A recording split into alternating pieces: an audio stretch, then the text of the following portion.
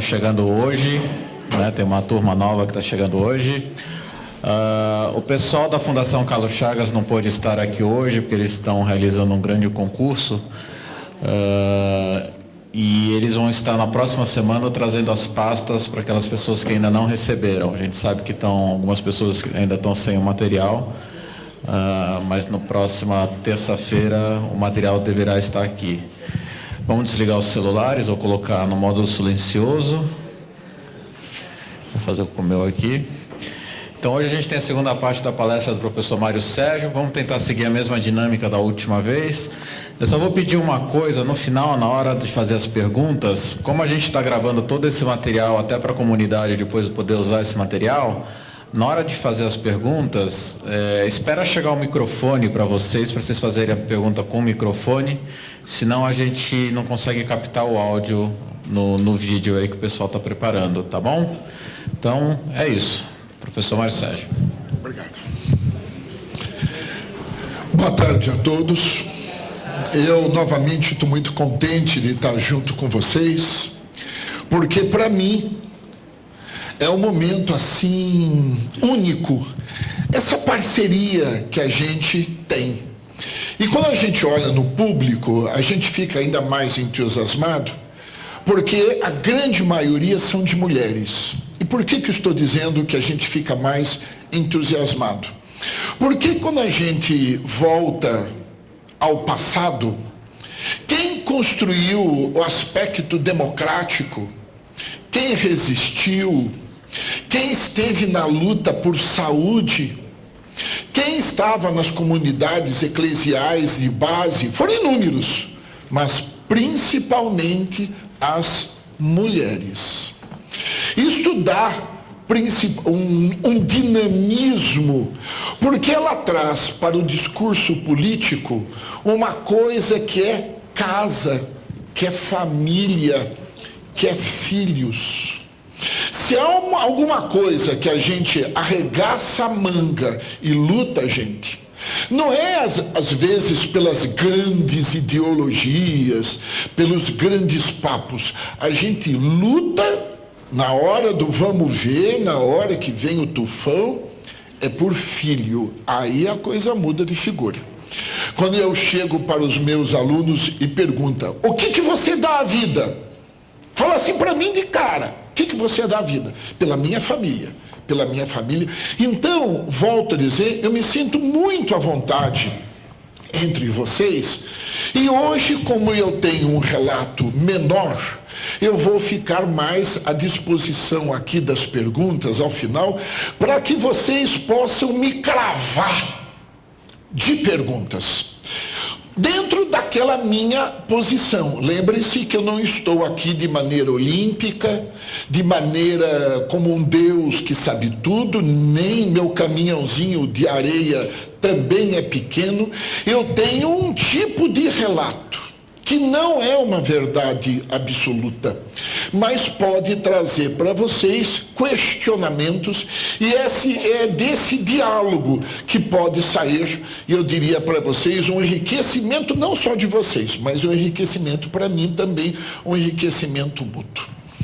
Eu vou fazer aqui uma espécie de uma pequena recordação, não mais do que 2 a 3 minutos, para que eu possa dar um gancho para vocês. Se vocês estão bem lembrados, eu havia dito para vocês que nós podemos dividir a ditadura militar em 2 momentos. O primeiro instante, lá do golpe, no momento que eu diria para vocês, lamentável da história brasileira. Passamos por momentos de grande contestação ao próprio regime. Vamos lembrar as passeatas de 67, 68, aonde que os estudantes saíram às ruas. Por exemplo, no Rio de Janeiro, nós tivemos a passeata dos 100 mil. Imagine vocês que naquele período, eu diria, a população brasileira não devia ter 60 milhões de pessoas. 100 mil pessoas na rua do Rio de Janeiro em 68 não deixa de ser um número significativo. Mas no dia 13 de dezembro de 68, eu já disse para vocês, nós tivemos o AI-5. E aí a coisa mudou. Aquela participação, aquele sentido de contestação, foi absolutamente eliminado porque veio uma extraordinária repressão. Esse momento em que eu chamei o momento da virada, o momento em que parece que o país recuperou um pouco do seu fôlego, que deu um pouco mais de oxigênio no ar, foi em 1975. Particularmente, naqueles últimos instantes daquele papo com vocês, foi a morte do jornalista Vladimir Herzog. Só que agora eu vou aprofundar um pouquinho mais. Vou ficar no ano de 1975 e mostrar como que foi o ano definitivo. Quase que eu diria antes e depois, uma verdadeira virada de página. O ano de 74 e 75 foi significativo, pela crise econômica. No começo dos anos 70, os mais velhos aqui, talvez eu e mais um ou outro possa estar lembrado, havia o chamado milagre brasileiro, com projetos absolutamente, eu diria para vocês, faraônicos. Como se nós fôssemos uma superpotência e pudéssemos pegar dinheiro do exterior e jogar aqui de maneira grandiloquente. Dizendo de uma outra maneira, é como se nós pegássemos dólares lá fora, que custam caro, alguém vai ter que pagar, mas nós éramos tão grandiloquentes que é a mesma coisa que você rasgar o dólar e jogar no chão. Cito, Transamazônica. Pegamos um dinheiro fantástico para construir, e era assim, a maior estrada do mundo. Era sempre a maior do mundo. Nós somos uma superpotência, nós somos uma super raça. Alguns já sabem que essa estrada é aquilo que se diz, começa no nada e termina no nada. Simplesmente abriram o mapa da Amazônia, passaram o risco, não levaram em considerações aspectos geológicos do terreno. Em alguns locais hoje a mata tomou. Conclusão, só que nós vamos ter que pagar. Pegamos também a ponte Rio-Niterói, era sempre assim. A maior ponte do mundo, é uma beleza. Acaba numa ruazinha desse tamanho de Niterói, congestiona a ruazinha, congestiona a ponte. Um chofer de táxi me disse que nos momentos de feriado, em cima da ponte você demora 2 horas hoje, mas não tem problema, que isso? Nós somos um país que nós somos a 7ª, 8ª potência mundial já da época. Pegamos dinheiro para construir a maior usina hidroelétrica do mundo. Era assim. Mal sabia que também lá, naqueles instantes, embora nós não tivéssemos informação, nós tínhamos também uma grande corrupção do mundo, mas isso não se dizia. Também pegamos, e aí eu diria para vocês o dado mais lamentável, 40 bilhões de dólares para construir as usinas nucleares em Angra dos Reis. Pasmem. Numa praia chamada Itaorna, que em linguagem indígena quer dizer areia movediça. Portanto, você pode construir qualquer, menos ali, que foi aonde foi construído.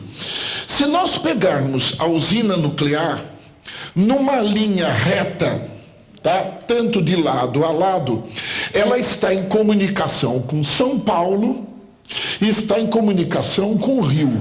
Se der um vazamento na usina, terão que evacuar a cidade de São Paulo e a cidade do Rio.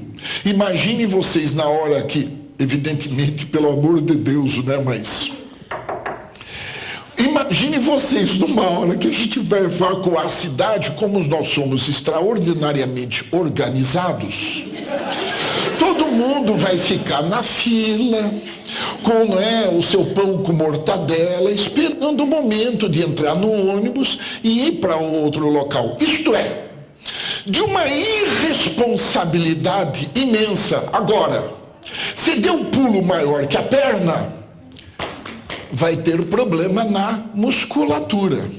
Você acelerou o carro no primeiro ano, é uma maravilha. Se acelera, está tudo ótimo. Só que no segundo ano, evidentemente que o carro vai mostrar que as peças não estavam bem ajustadas. Conclusão, começa a aparecer o problema da inflação. A partir de 74 e 75, a inflação ela começou a ser absolutamente ascendente. Indo para os anos 80, que foi chamado pelos historiadores o chamada década perdida.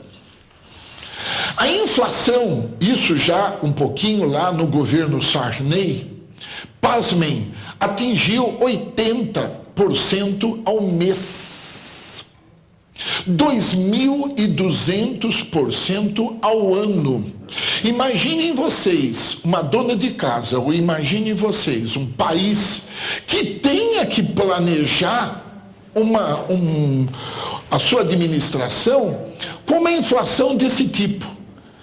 Eu me lembro, já era grandinho naquela época, que quando a gente ia no supermercado, tinha aquele remarcador de preço, que é uma coisa espantosa. Você recebia o dia 5 e logo após 20 minutos de você pegar o teu salário e ir comprar alguma coisa no supermercado, já estava 20% a 30%. Isso quer dizer que com uma inflação desse tipo, você perde o valor da moeda mais do que o valor da moeda. Você perde a ideia do que vale e do que não vale. É literalmente, eu diria para vocês, um barco à deriva. Então, esse é o primeiro fator. Para vocês perceberem que a ditadura militar estava começando a mostrar os seus primeiros momentos de declínio. 2. Saímos das eleições de 74. Como eu disse para vocês nas eleições de 74, o MDB teve uma vitória imensa. Alguém pode me dizer, mas e daí? Qual o problema disso? Em 1970, ninguém votou no MDB. O voto era o voto nulo. Nós não vamos votar enquanto esse regime estiver aí. Em 74, como se pensava numa unidade, vamos fazer o seguinte: vamos começar todo mundo a votar contra o governo. Só para vocês terem ideia, 3 meses antes das eleições de 74, ninguém sabia quem era o candidato da oposição. Porque não tinha. Todo mundo sabia que quem ia ganhar era o candidato da Arena, Carvalho Pinto. Apareceu um sujeito de Campinas, que ninguém sabia quem era, chamado Quércia. Gente, 3 meses são 12 semanas, 14 semanas.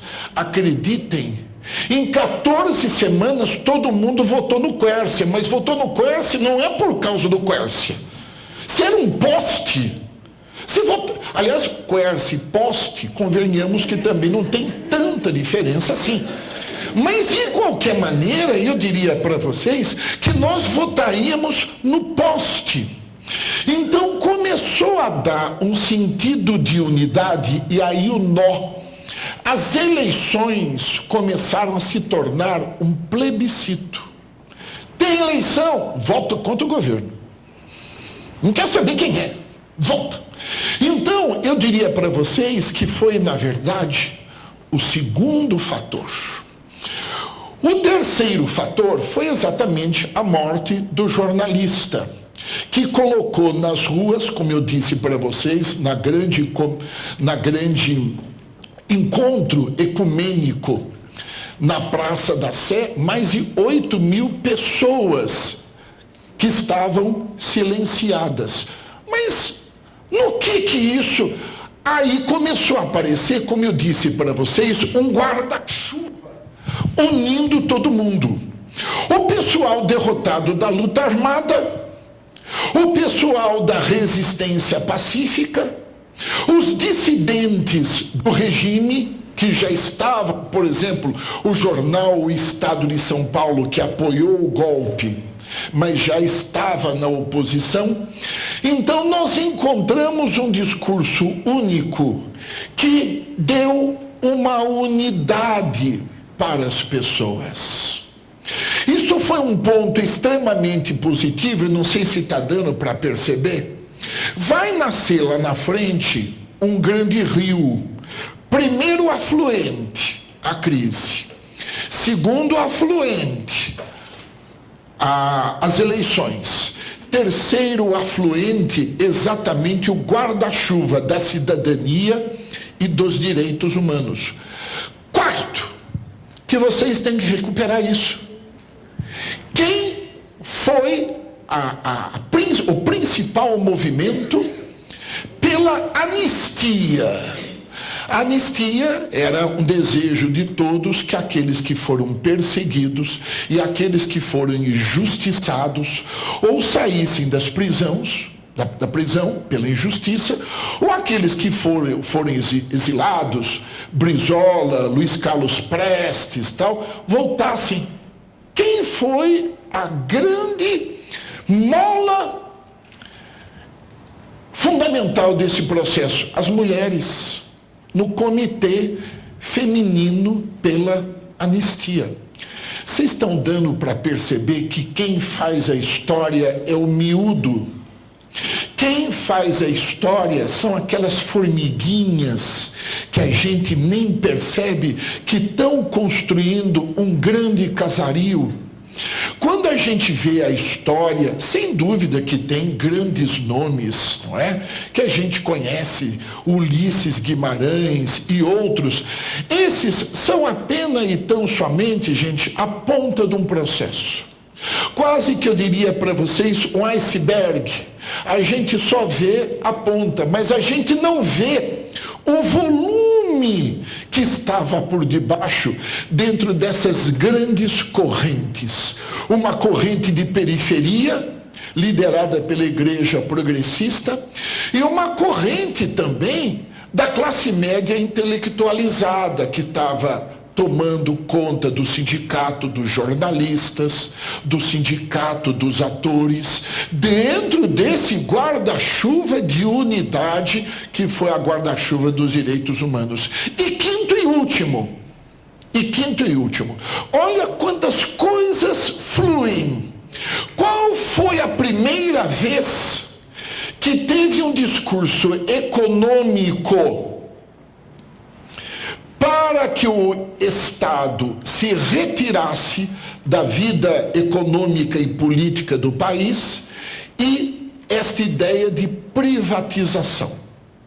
Vejam vocês, hoje em dia, infelizmente, eu não falo isso com aspecto positivo, quem é que tem direito à saúde? Teoricamente, todos nós temos direito à saúde. Mas se você não tiver um seguro-saúde, a coisa começa a se complicar. O mercado entrando dentro dos direitos. Todo mundo tem direito à educação, está até na própria Constituição. Qual foi a primeira vez que se pensou que tudo teria que ser privatizado? Vejam, foi um discurso empresarial que vai dar o norte para aquilo que vai acontecer no século XXI, porque hoje, no mundo dos direitos, a gente está num refluxo, em virtude dessa exigência que é da pessoa ter dinheiro. Foi em 1975, um discurso econômico de um economista chamado Roberto Campos.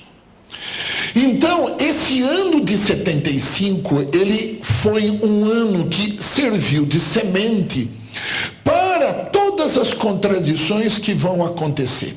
Em 76, tinha eleição novamente. Meu Deus do céu, vai ter eleição. Vai ter eleição e, evidentemente, nós não poderemos, nós do governo, ouvir o não sonoro da oposição. Nós não poderemos. Então, em 76, eles criaram a chamada Lei Falcão. A Lei Falcão é o seguinte: uma das coisas que aconteceu na eleição de 74 foi que foi utilizado pelo MDB, de maneira ainda bastante cautelosa, mas foi utilizado a televisão e o rádio. A Lei Falcão, pasmem, proibia que as pessoas que fossem para a televisão fizessem um discurso político.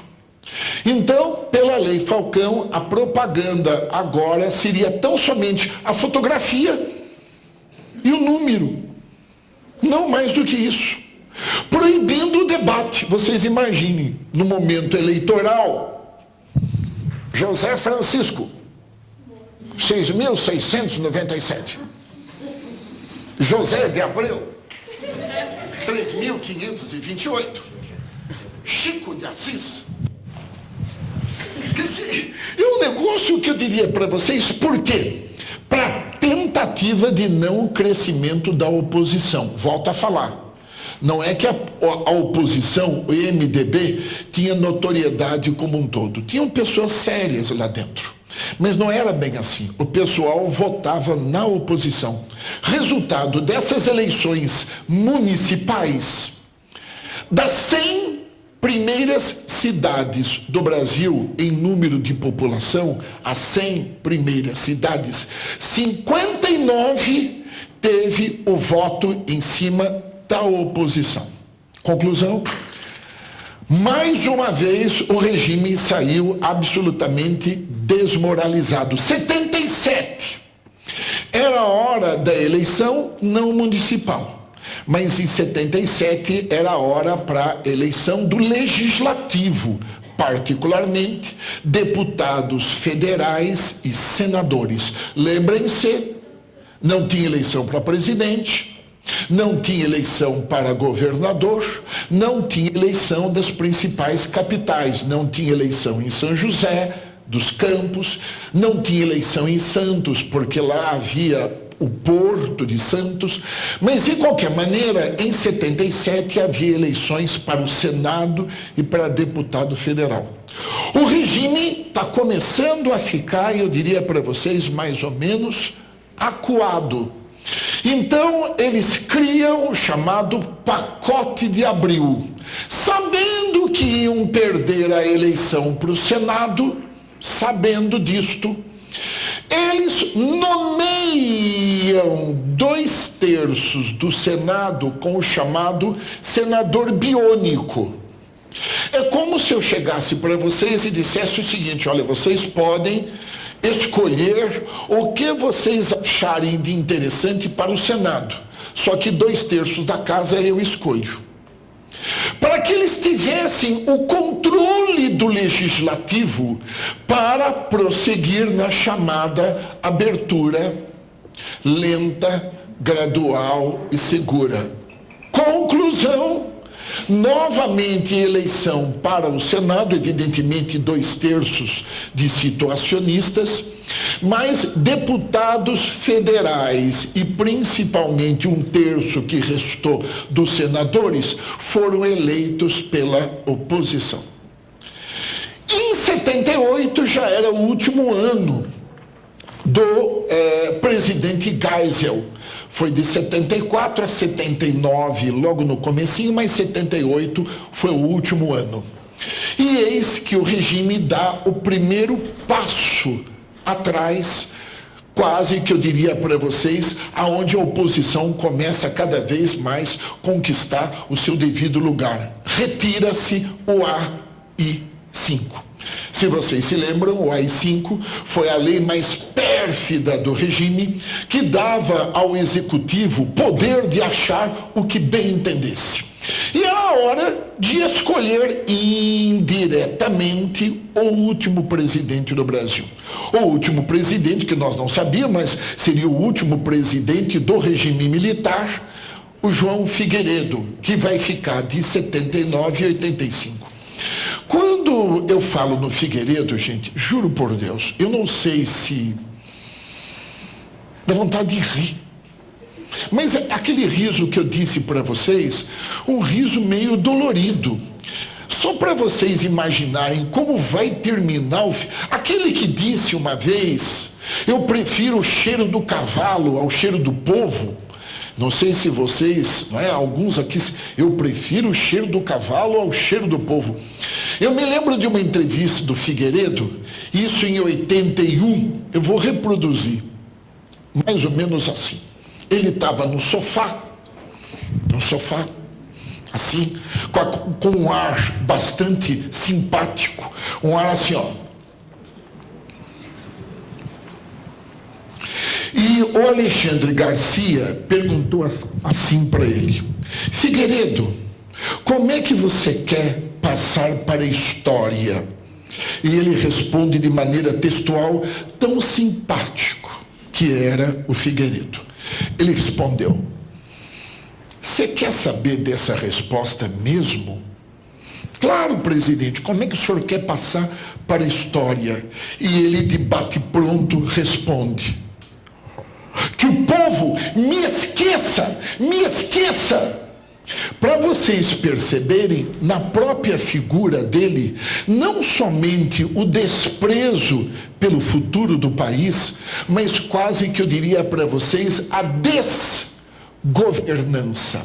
Porque quando nós entramos no problema do Figueiredo, a inflação, como eu disse, que já vinha da década anterior, pela dívida que nós tínhamos que pagar. É basicamente o seguinte, gente, deixa eu explicar para vocês.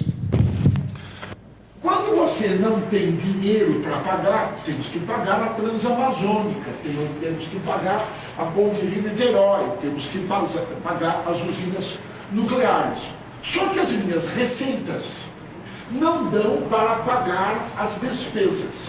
Então vai ser feito aquilo que os economistas dizem: nós vamos acelerar a maquininha. Você não tem dinheiro, você cria dinheiro. Você solta papel moeda no mercado. Só que esse papel moeda que está saindo no mercado, ele sai sem valor. Porque não tem riqueza por detrás desse papel. Então, evidentemente, não sei se deu para entender, esse papel é um papel quase que eu diria para vocês desvalorizado. É um dinheiro que não vale nada. Dinheiro que para o trabalhador é terrível.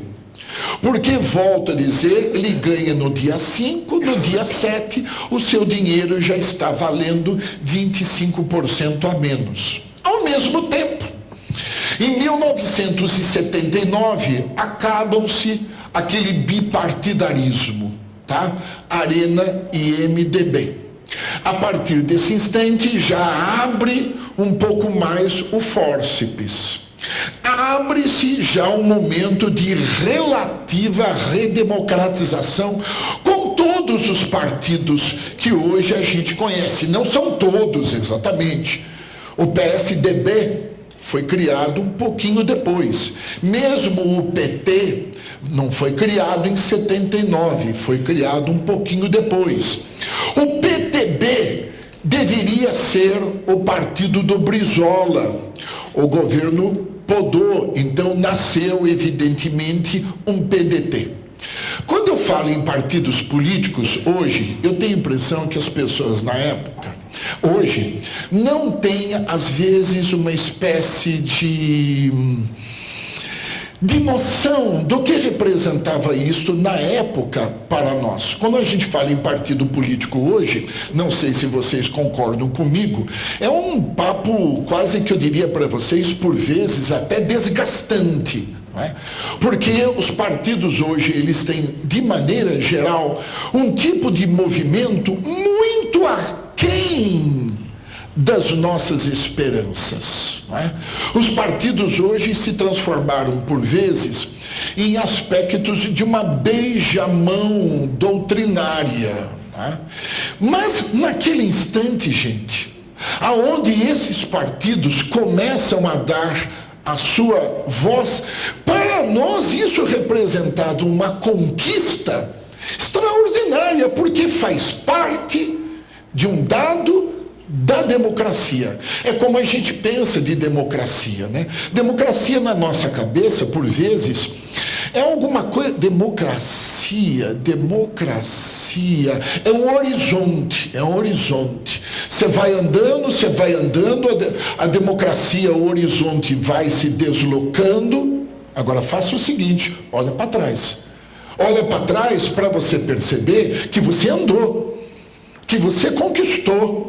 Não é exatamente o ideal que você quer, mas, meu Deus, volto a repetir, só pelo fato de estar batendo papo com vocês, e a minha querida amiga falar, Mário Sérgio, eu não concordo com você, acho ótimo mesmo, tá? Contestem.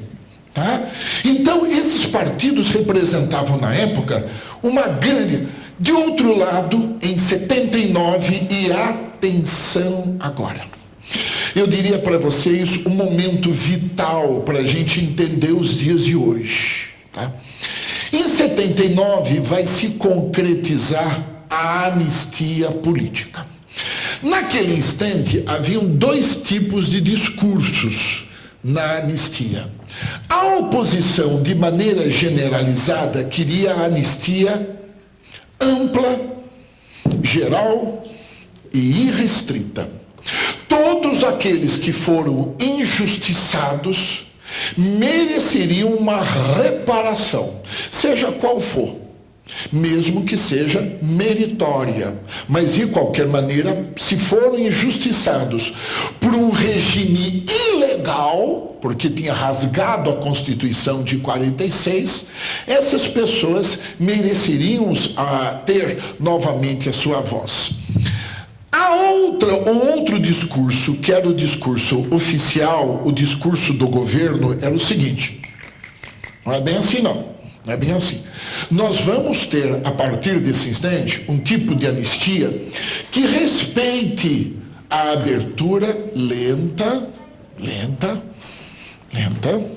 gradual, é 2 passos na frente e 1 passo atrás, e segura, porque nós vamos manter os mecanismos de segurança, nós vamos manter os mecanismos de policialescos. Não sei se dá para perceber, são 2 vozes que, como numa queda de braço, eles estavam se digladiando. Antes de poder continuar o assunto da anistia, digo, não existe nenhum livro, ainda hoje, no aspecto historiográfico, que conte exatamente aquilo que aconteceu nos espaços de decisão do Congresso Nacional. Porque não há, isso é alguma coisa que está para ser feita num bom livro de história. Porque a anistia que foi concretizada é uma anistia, gente, que, convenhamos, ela é extremamente, na falta de melhor termo, claudicante. Porque o texto da lei diz que vão receber a anistia, tá? Serão anistiados crimes de qualquer natureza, relacionados com crimes políticos ou praticados por motivação política. Volto a falar para vocês o textinho. Tá? Crimes de qualquer natureza relacionados com crimes políticos ou praticados por motivação política. Conclusão: vão ser anistiados aqueles que resistiram à ditadura, sejam pessoas da luta pacífica ou seja pessoas da luta armada, mas vão ser anistiados também torturadores, Quando eu falo em torturadores, não estou apenas me referindo aos que poram a mão na massa, pelo amor de Deus. Estou me referindo ao todo corpo de segurança, mesmo aqueles que tenham sido os mandantes lá de Brasília. Que vocês me apontem um país do mundo aonde aquele que praticou o exercício da repressão é anistiado. Peguem a Segunda Guerra Mundial. Então vamos anistiar os nazistas. Por que não? Peguem agora a Revolução Árabe e esse lamentável líbio que se encontra no poder, esse sírio que se encontra lá no poder na Síria. Vamos anistiar todo mundo. Quer dizer, por que foi feito isto? Porque havia, por parte da abertura lenta, gradual e segura, uma necessidade dos generais saírem pela porta da frente. Na Argentina não foi assim, porque é uma questão, desculpem-me, é uma questão de justiça. Você matou? Putz, cara. Você roubou criança e entregou na mão de outras pessoas? Isso é crime de humanidade. É crime de humanidade. Não dá para você ter, nesse instante, eu diria para vocês, uma concessão maior. Então foi feita uma espécie de conciliação, mas isto está para ser estudado ainda. Aquilo que os historiadores falam como conciliação das elites. Eu vou explicar isso para vocês de outro modo. Olha como isso na história do Brasil é comum. Povo na rua fazendo pressão. Povo na rua fazendo pressão. As decisões se tomam dentro dos salões. E nos salões, eu ouço lá da rua o eco das multidões. Mas no salão, eu tomo a cada lá e tudo pode ser feito. Vocês não acham? Olha, eu vou explicar isso de outro modo e vocês vão entender, acho eu, a história do Brasil. Vocês não acham esquisito na independência do Brasil, 1822, a liderança está na mão de um português? Esquisitíssimo. Esquisitíssimo. Era preciso manter a monarquia, porque com monarquia não seria república, res publica, ou seja, era preciso manter a monarquia para que continuasse a escravidão. Deu para entender? Mantém o rei, porque o rei, ele vai colocar o súdito, e quando você não tem cidadania, você tem o súdito, mantém a escravidão. Esquisitíssimo. República Brasileira, primeiro presidente do Brasil, Deodoro da Fonseca, 1889. Era monarquista. Esquisitíssimo. Revolução de 30, Getúlio. Getúlio era ministro da Fazenda do Washington Luiz, que era presidente do Brasil. Esquisitíssimo.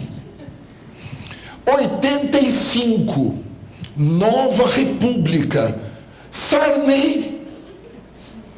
Era o chefe da Arena, era o chefe do partido militar.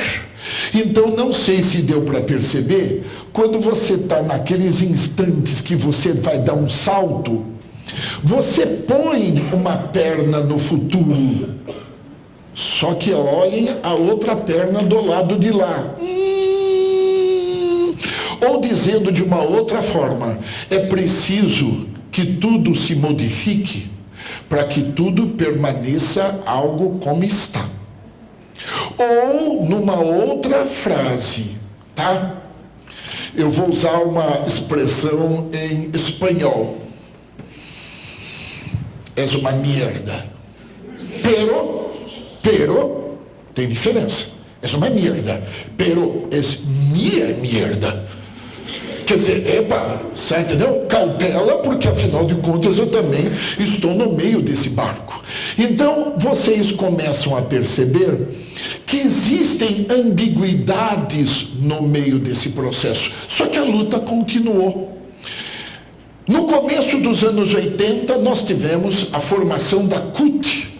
Foi um momento interessante da luta dos trabalhadores em maneira geral, porque até então nós tínhamos a CGT, Comando Geral dos Trabalhadores, mas que não tinha aquele impulso que teve antes de 1964.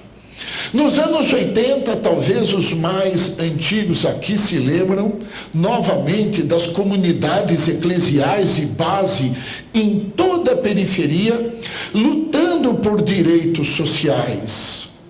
Os miúdos, 2-0. Da pastoral da terra vai nascer o MST, Movimento do Sem Terra, lutando pela cidadania, eu diria para vocês, no campo. Então, se na esfera do andar de cima tinha ainda conciliações, na esfera do andar de baixo ainda corria o movimento que eu diria para vocês popular. Mesmo porque, naquele determinado instante, o PT, quando nasceu, também nasceu com esse rosto. Um rosto de intelectuais, de sindicalistas, de pessoas ligadas.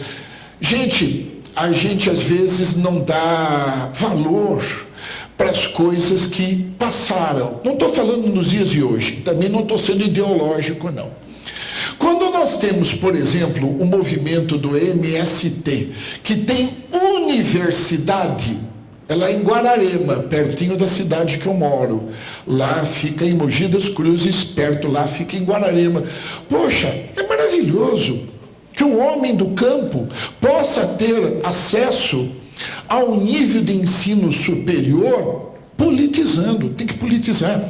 O meu querido amigo estava conversando comigo que vocês se reúnem uma vez por mês aqui, inclusive com muita ressonância da rádio Heliópolis, aliás, o Sergião mandou um abraço para vocês, aonde vocês discutem política, sim. E não é somente a política que creio eu, é a política institucional. Porque essas vezes é meio chata mesmo, é meio burocrático, sabe? Mas é política transporte, política creche, política saúde, política cultura, política música, porque a política ela está até dentro de casa. Na relação que a gente tem com as nossas companheiras. Lá se faz política sim. E às vezes a nossa companheira não é bem assim não. Ótimo que não seja assim, porque a gente também se transforma numa relação de diálogo. Em 83, 84, começa a se pensar nas diretas já. Ninguém mais aguentava aquele regime. Aquele regime tinha se transformado, gente, numa tragicomédia, na falta de melhor termo, porque é mais tragédia do que comédia. Conto um fato para vocês perceberem as explicações mais absurdas que o regime dava. Em maio de 1982, no dia 1º de maio, Dia do Trabalhador, lá no Rio de Janeiro, houve um grande encontro artístico de inúmeras pessoas num local chamado Rio Centro. Tá?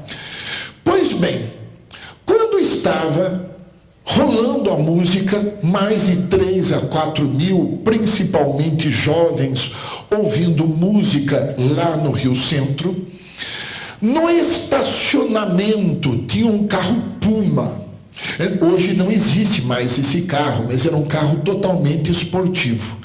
E nesse carro Puma estoura uma bomba. Uma bomba é o chamado caso do Rio Centro. Quando as pessoas, porque o que aconteceu lá no estacionamento de centro? Quando foram ver o que tinha acontecido dentro do carro Puma, haviam duas pessoas ligadas aos órgãos de segurança, como mais tarde ficou se sabendo. Estavam de luva na mão, estavam com fita crepe, e no banco de trás das filmagens havia também munição para bomba. Quer dizer, aquilo que se pensava é que essas pessoas ligadas à chamada linha dura, ligada aos órgãos de segurança, iam promover um atentado no meio de 3.000 pessoas. Vocês imaginem, você está num lugar público, daqui a pouco estoura uma bomba e todo mundo numa hora dessa, evidentemente era chamada pernas para que te quero. Graças a Deus não aconteceu isso. Mas de qualquer maneira, ao que tudo indicava, era o pessoal dos órgãos de segurança da linha dura que iam promover o atentado, luva, fita crepe, munição no banco de trás, para promover uma carnificina e falar: olha, é bagunça, eu não disse para vocês, aí vocês estão vendo, o absurdo, a anarquia está chegando, para poder, evidentemente, controlar o processo da chamada redemocratização. Bom, foi aberto o inquérito. Bom, mas está na cara o que aconteceu.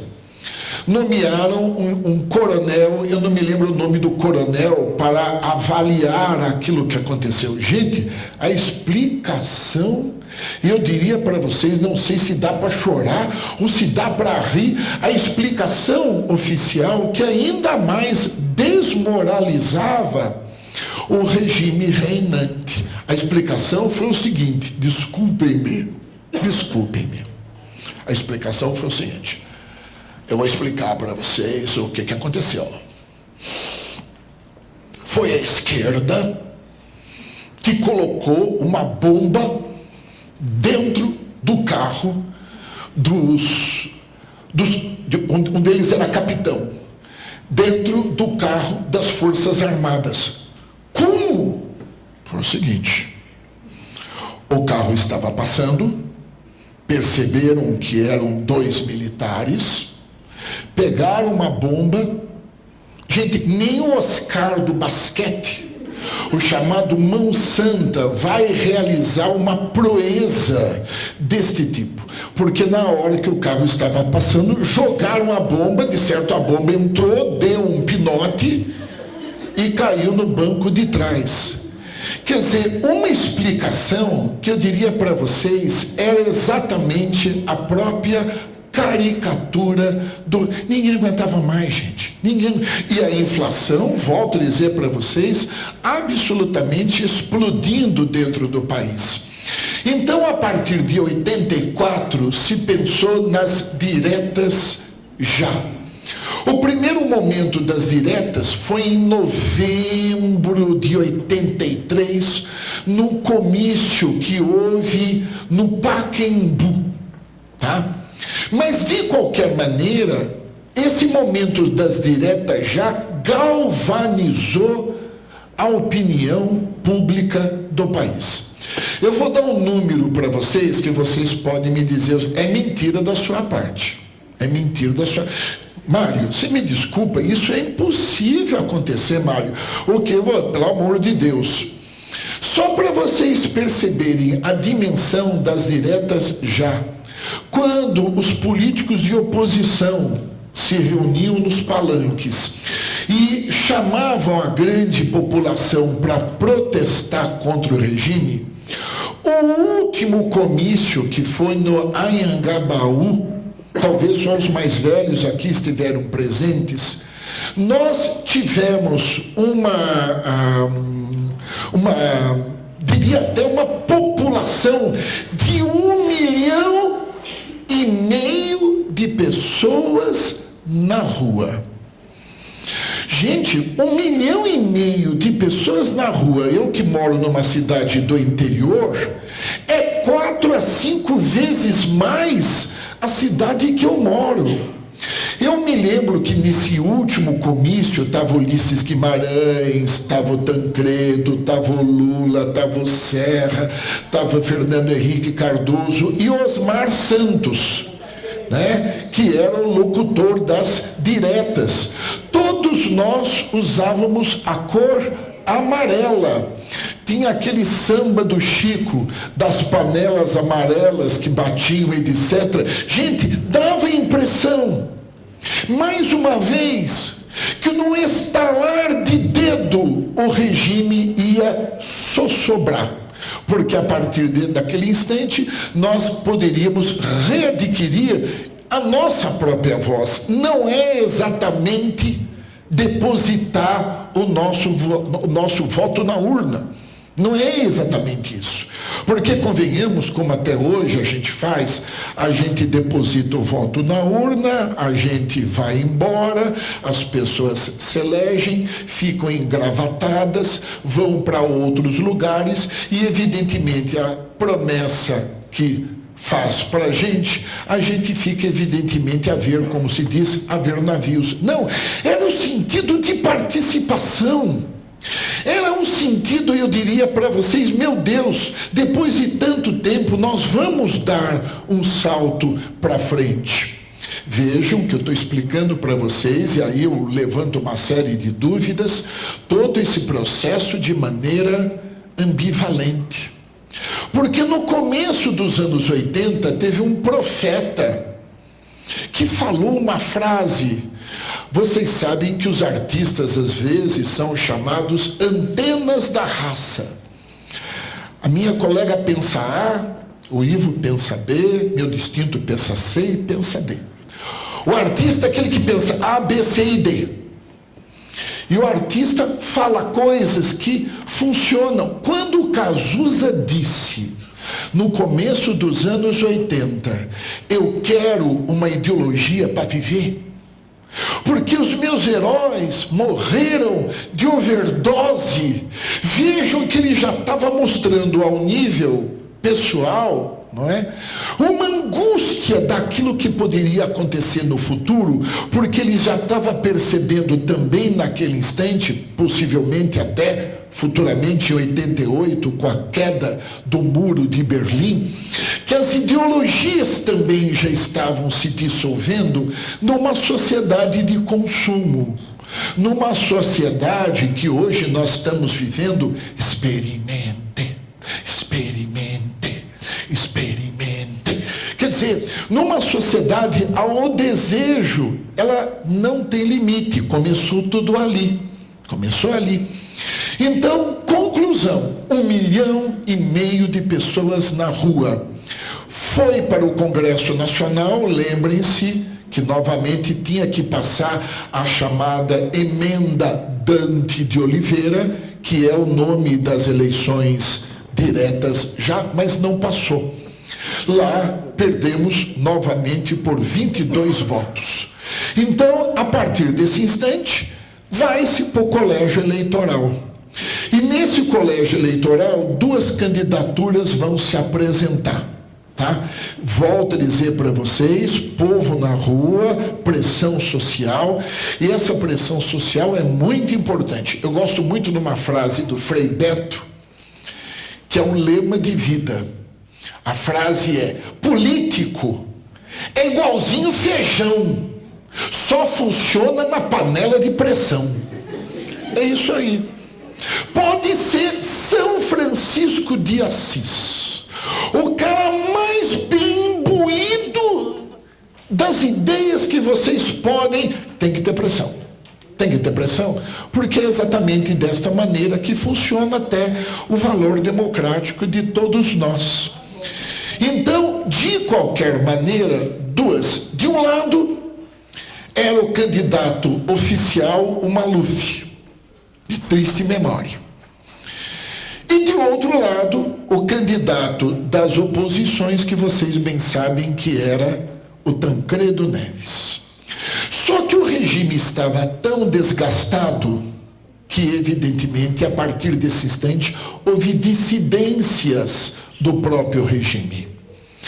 Das hostes governamentais sai uma dissidência e vai compor a vice-presidência da República, que vocês já sabem que é o José Sarney. Então vejam vocês novamente, eu diria para vocês, um caráter ambíguo de tudo isto. Só para resumir, vocês bem sabem que deu aquela doença chamada diverticulite. Confesso que não entendo muito bem deste dado físico. Não creio mesmo que maquiavelicamente tenham matado o Tancredo, não acho isto, mesmo porque o Tancredo já tinha composto com o regime, vamos assim dizer, uma saída mais tranquila, uma saída mais pacífica, mas deu no que deu.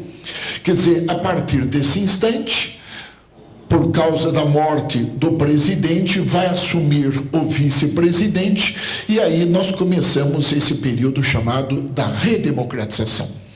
Então, diante disso, eu tenho a impressão que está na cabeça de todos nós o seguinte: quais são as lições que a gente pode tirar disso tudo? Tá? Primeira lição, eu diria para vocês que com certeza houve, sem dúvida nenhuma, uma vitória dos setores, que, por mais ambíguo que tenha sido, uma vitória porque nós temos hoje uma afirmação dos direitos políticos. Eu prezo muito bem isto. Uma vez eu estava dando aula num colégio e, para quem é professor de história, sabe que na história colonial tem pacto colonial, o monopólio. E eu estava dando uma aula e eu escrevi para os meus alunos jovens, era 74, 75, lá no colégio Padre Alix, que fica lá em São Paulo, eu coloquei PC na lousa, pacto colonial. Gente, entrou uma diretora para dar um recado, olhou na lousa e eu era barbudo e tinha cabelo comprido, por incrível que pareça. Quer dizer, quase que a imagem de um subversivo, né? Ela virou para mim e falou assim: mocinho, o que é esse PC na lousa? Que é Partido Comunista, né? Falei, é pacto colonial. Ah, bem, fiquei meio sossegado. Quer dizer, é um negócio desse tipo, gente. É um negócio desse tipo. Quer dizer, é um negócio que eu diria para vocês, quase que um ambiente de medo que se vivia. Quantas aulas, contar uma para vocês, só para vocês perceberem que a vitória foi nossa mesmo nesse sentido dos direitos políticos. Era também 74, 75, porque foram presas mais de 1.000 pessoas e foram presos amigos. E eu estava dando aula num cursinho. E eu entrei, como se diz, para dar aula babando. E eu não tive dúvida. Eu comecei na aula a descer o pau. E como o pessoal gostava muito de mim, a classe, a gente já tinha uns 4, 5 meses de convivência, o pessoal, de maneira muito engraçada, começou a fazer assim para mim. E eu, né? Só que eu não sabia que tinha um dedo duro na sala. E eu espumando, e o pessoal quase que me dando um aviso. E eu não estava... Quando, de repente, eu olhei, tinha um senhor, cabelinho meio escovinha, você entendeu? Me olhando assim, ó. Gente, nessa hora, a gente vira macaco velho, né? Eu falei, bom, eu acho o seguinte, quero explicar bem isso para vocês. Isto que eu disse para vocês, acabei de dizer, é a oposição que pensa. Porque eu, particularmente, porque, gente, numa hora dessa, eu tinha que dar, quase que eu diria para vocês, uma emendada dentro da história. Então pode parecer alguma coisa até meio simples dizer isso para vocês, mas como é bom estar aqui. Segundo lugar, nós temos que resolver ainda um problema da desigualdade social. Nós não resolvemos esse problema. Quando eu falo desigualdade social, eu não estou falando só de bolso não, hein, gente? É desigualdade de oportunidade. Porque, evidentemente, existem grupos majoritários da população que moram em lugares onde não existe o trabalho e o emprego disponível. Não existem creches disponíveis. Não existem órgãos de saúde, então essas pessoas têm que se deslocar para outros lugares dentro da própria cidade para poder sobreviver. Que cidade sustentável a gente pode pensar numa cidade onde os órgãos mais comuns de sobrevivência não estejam do nosso lado? Então é essa desigualdade que é muito mais do que uma desigualdade de bolso. É porque alguns, como se diz, são mais iguais do que outros. O terceiro ponto que nós temos que afirmar é a paz. E não exatamente mais a guerra. Acabou isso. Nós devemos ter, sim, adversários. Por que não? Nós não somos deuses.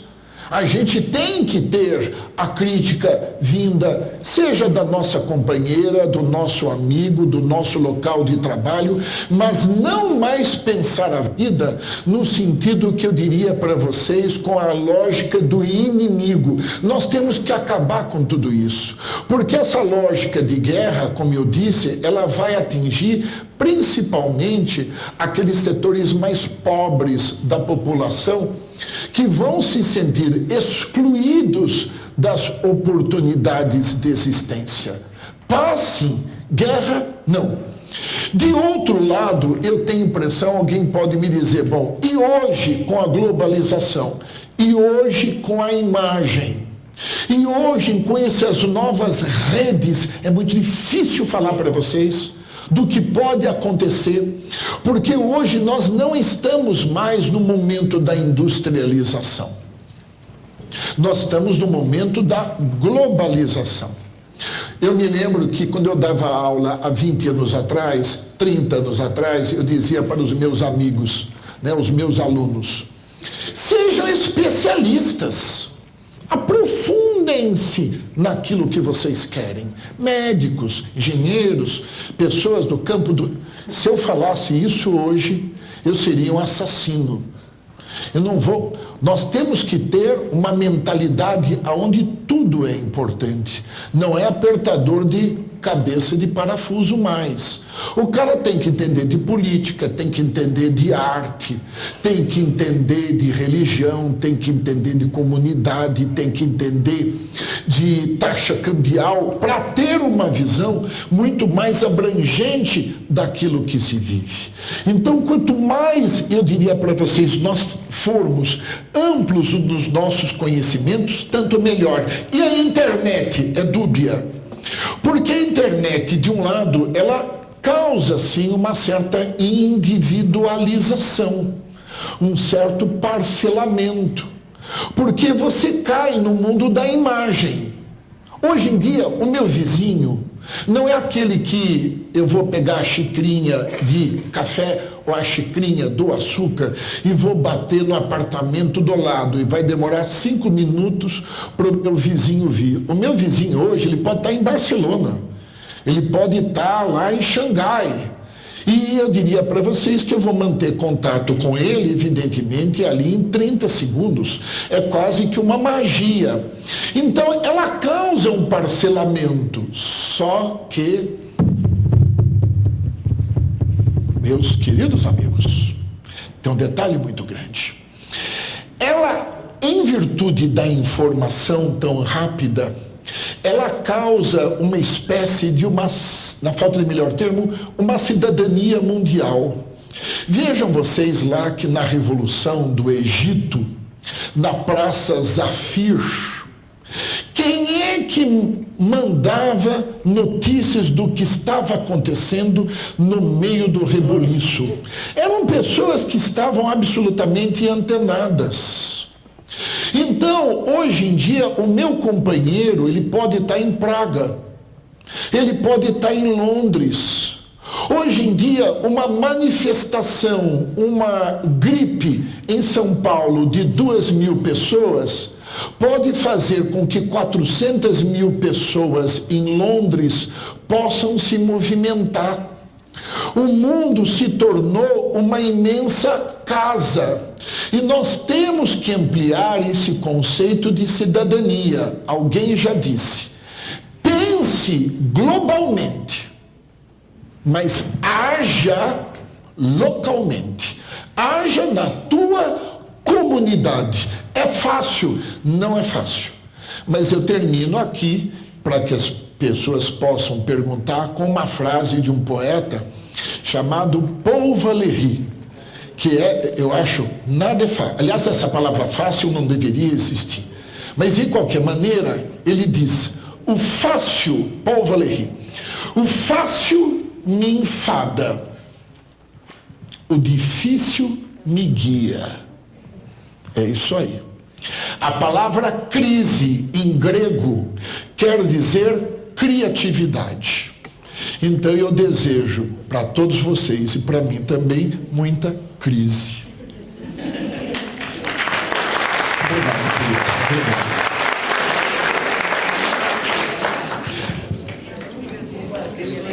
Professor, sabe que eu estava pensando aqui, por exemplo, eu acho legal, se o senhor puder, né, falar um pouco sobre esse contexto histórico aqui no estado de São Paulo, na época do governo Fleury, né, que teve muitas lutas, que nós, mulheres, né, os movimentos de favela, pastoral de favela, e naquela época a gente tinha grande dificuldade. Nós apoiamos demais para reivindicar direitos, né, na época do governo Fleury. E depois, com o tempo, eu fui lendo algumas histórias sobre o pai do Fleury. E quando foi na eleição do Fleury aqui em São Paulo, eles passavam uma imagem, nossa, que como que se ele fosse ser o salvador da pátria aqui no estado de São Paulo. E a população, como eles acreditavam. O meio de comunicação passava a informação e o povo embarcava. Vamos votar porque é ele o homem que vai, né? E tinha toda uma camuflagem por trás, eu lembro disso. E nos movimentos a gente sofreu muito, muito mesmo, quando saía para a rua. Até nessa época eu participava muito desses movimentos de rua. Eu gostaria que você falasse um pouquinho dessa história. Eu tenho a impressão que a coisa mais bacana que existe não é o silêncio. Aliás, tem aquela música do Rapa que diz que a palavra calada é medo, é mais ou menos assim, não é? Quanto mais debate tiver, tanto melhor. Porque, afinal de contas, o mundo da publicidade oficial é um mundo, muitas vezes, da marketagem oficial. E eles plastificam a coisa como se nós vivêssemos, principalmente a publicidade política, muitas vezes como se vivêssemos no jardim das maravilhas, que não corresponde exatamente àquilo que a gente vê, quase que eu diria para você, no nosso dia a dia. A gente pensa, meu Deus, eu acho que os políticos, de maneira geral, eles parecem viver em Marte. Não é um mundo aqui da Terra que a gente vive. Então eu tenho a impressão que nós estamos numa luta que é a mesma luta, eu acho, sua, minha e de todos nós, por uma recuperação da memória daqueles que realmente fizeram a história. Se você me pedisse assim, olha, me indique um livro que conta a história dos de baixo desse período, eu teria dificuldade em falar isso para você. Existem livros interessantes que pegam um foco, pega de outro, mas essa recuperação, por exemplo, das mulheres e de sua participação. Lembro de uma mulher excepcional, que quando ela deu um depoimento para mim há algum tempo atrás, eu fiquei emocionado. Célia Rossi, mulher do Valdemar Rossi, que criou a Pastoral Operária e ela criou a Pastoral da Saúde. Uma formiguinha desse tamanho, mas uma formiguinha fantástica em termos daquilo que era a altivez, inclusive na proteção dos seus filhos. Então nós estamos uma tentativa de rememoração da história, como se diz, para que os jovens saibam do seguinte: como construir um mundo melhor. E não é apenas com uma andorinha. Não é como andorinha. Andorinha não faz verão. Mas nós temos que readquirir novamente, porque nós estamos vivendo no momento onde o mar está num refluxo, esse sentido de ter... Quando a gente pensa que aquilo que vai atingir a periferia não atinge o centro da cidade, ou o centro da cidade não atinge a periferia, não é verdade isso. Mesmo porque o mundo não está dividido entre centro e periferia. No centro da cidade você tem arranha-céus de luxo, ao lado você tem espaços de favela e de fragilidade. Na periferia da cidade você tem condomínios, e ao lado, 5 metros depois, você tem espaços de maior fragilidade. Não é assim que a gente vai viver. Nós temos que acabar com os muros da cidade. Bom, deixa eu só completar a resposta dele, porque a pergunta tem muito a ver com o trabalho do Instituto. A missão do Instituto é contribuir para a reflexão e produção de informação que garanta direito à vida e direito à justiça. Então, o Instituto promove eventos como esse para informar as pessoas terem a sua opinião. Trazendo para o contexto da política, um dos motivos que a educação no Brasil é tão ruim não é por acaso, não é um acidente, não é porque falta dinheiro, não é porque os professores não são qualificados, é porque querem que seja assim. Querem que as pessoas não tenham a informação para justamente serem mais fáceis de serem manipuladas as pessoas.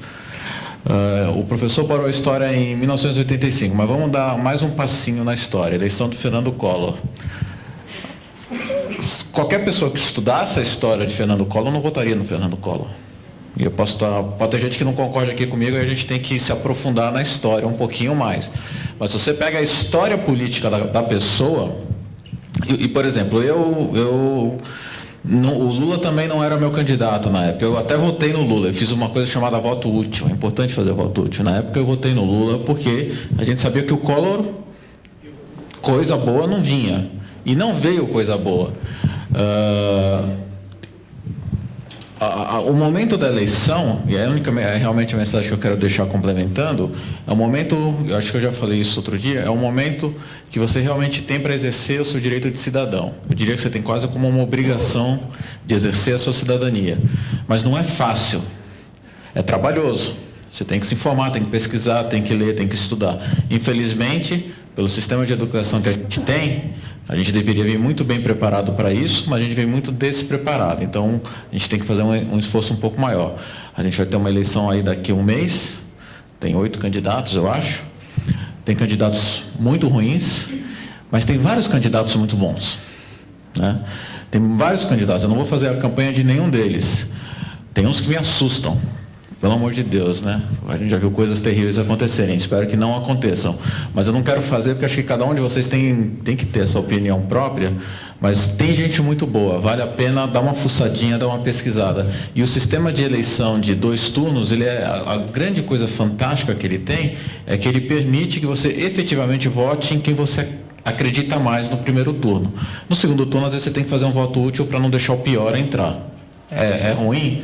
É ruim, mas não é um fim do mundo, é um processo. E voltando no caso do Fleury, realmente ele se elegeu dentro desse processo de desinformação e nunca mais se elegeu. Morreu como político. Acho que ele até foi deputado depois, mas nunca mais teve uma expressão significativa. É muito preocupante que o Collor tenha votado como senador, né? Isso, na realidade, tem uma outra questão que vocês podem explorar na nossa quinta palestra com o Dr. Marco Antônio Barbosa, que é sobre a questão da impunidade, né? Porque ele nunca foi... Ele perdeu a presidência, mas ele cometeu crime. A gente estava falando sobre isso no carro, quando a gente estava vindo para cá. Você cometeu crime, você tem que ir para a cadeia, você tem que pagar pelos crimes. E o Brasil, de novo, vocês estão vivendo, a gente está vivendo um momento histórico com o negócio do mensalão. É um momento sem precedentes do ponto de vista de cessar com esse processo de impunidade, onde as pessoas estão sendo julgadas e vão ser condenadas, já estão sendo condenadas. Então, do ponto de vista político, de uma política gostosa, de uma política prazerosa, eu acho que a gente está vivendo um momento muito bom, que de novo tem tudo a ver com o que o professor falou, que a gente está andando para frente, as coisas estão melhores. Hoje é melhor do que ontem e amanhã vai ser melhor ainda. Até porque na eleição que está chegando, a gente vai ajudar a dar mais uma melhoradinha no país. Tá? O pai dele foi um dos grandes torturadores da... Não, é outro Fleury, não é? É outro Fleury. O outro é o delegado Fleury, o Sérgio Fleury, que foi o mentor do sistema do doicote, das prisões e das torturas, e que depois morreu afogado em Ilhabela, né? Que é uma outra coisa meio que inexplicada. É uma coisa muito parecida com o que aconteceu, vocês também devem lembrar, de um outro PC que não é Partido Comunista, é o PC Farias do caso Copa, que também morreu na Caixa do Paixão com a amante no motel, Menas, né? O João Prefeito tem uma pergunta, depois o Genário, a gente ouve as duas ou um de cada vez, professor? Não, uma... Pode ser? Professor, gostaria que o senhor falasse mais sobre a década perdida e a conciliação das elites. Ótimo. A década perdida, ela significou, em termos sociais, uma desqualificação. Você, como eu, acho, nós frequentamos escolas públicas, que eram muito boas. Nós frequentávamos hospitais, a Santa Casa do interior, pelo menos aonde eu nasci, que era muito boa. Nós tínhamos uma rede de segurança com aqueles policiais que eram amigos da comunidade. Na medida em que deu aquela inflação, nós fizemos uma maratona de ré. Já que não dá para ser o melhor, nós vamos ser o pior. Então, em termos de segurança, saúde, educação, nós fizemos assim, ó. E nós deixamos, na verdade, ou não está ainda inteiramente resolvido, mas o mercado tomar conta disto, sobre a ótica da chamada livre iniciativa, ou seja, tira o Estado e deixa que as pessoas tenham iguais oportunidades, tá? Só que detalhe, é necessário ver o mercado não exatamente como uma escola de pré-primário, onde as crianças têm razoavelmente uma mesma potencialidade. Mas o mercado não se constitui dessa maneira. É um braço de ferro entre aquele que tem e aquele que não tem. Quando o Estado faz isso para a sociedade, vocês resolvam tudo isto. A partir desse instante, esses espaços de convivência passam a ser espaços da força. Se você falar assim para mim, aonde que o narcotráfico entrou? Anos 80. Aonde se deu essa adoração pelos corpos, que hoje todo mundo tem que ser meio saradão, essa ditadura dos corpos, essa privatização, eu diria para vocês, da pessoa humana? Foi nos anos 80. Aonde que nós perdemos um pouquinho daquele ímpeto maior? Foi um pouco mais para frente, nos anos 90 para o século 21.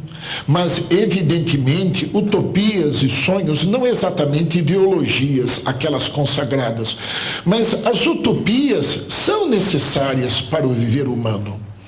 Quando a sociedade reflui, perdendo seus valores de direitos, evidentemente que para a elite brasileira é muito mais fácil entrar no sentido de conciliação. Ou seja, eu entrego os anéis, mas o dedo, não. Esta que é a jogada. Só que o Brasil está diferente. Não é? A gente não pode ter... O meu olhar é ambíguo. O Brasil, até questão de 10 anos atrás, era um triângulo. Tudo bem? Em termos de classes sociais.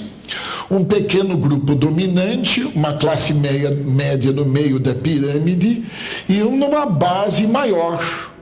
Só que hoje está um losango. É interessante isso.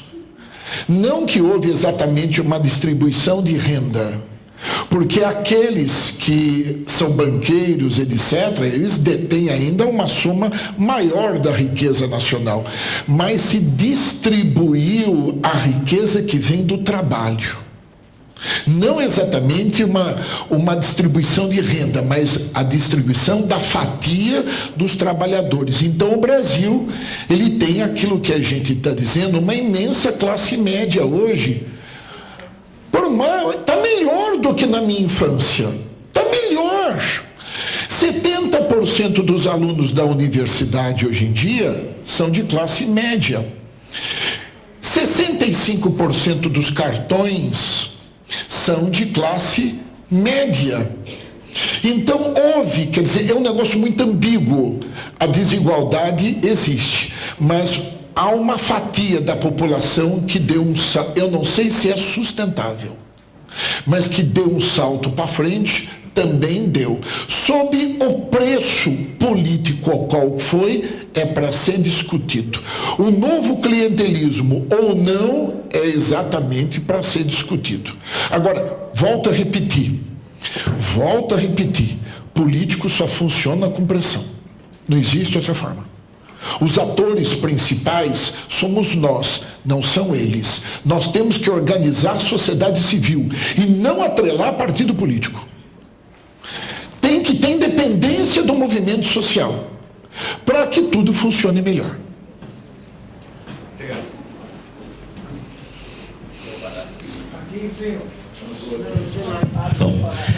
Eu queria que o senhor falasse um pouquinho dessa organização do movimento grevista no ABC e do reflexo que teve no processo de redemocratização do país, se é que teve esse fundamental aquilo que aconteceu ao final dos anos 70 no ABC.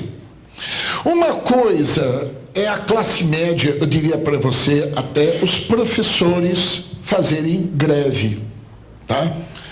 Causa uma paralisação, sem dúvida, vírgula, pero no mucho.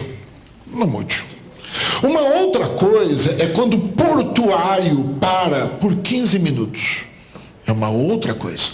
É quando um metalúrgico, como está acontecendo hoje no ABC, exatamente hoje, que eu li isso no jornal, para por 3 horas, porque é no coração do sistema que começa a haver a mudança.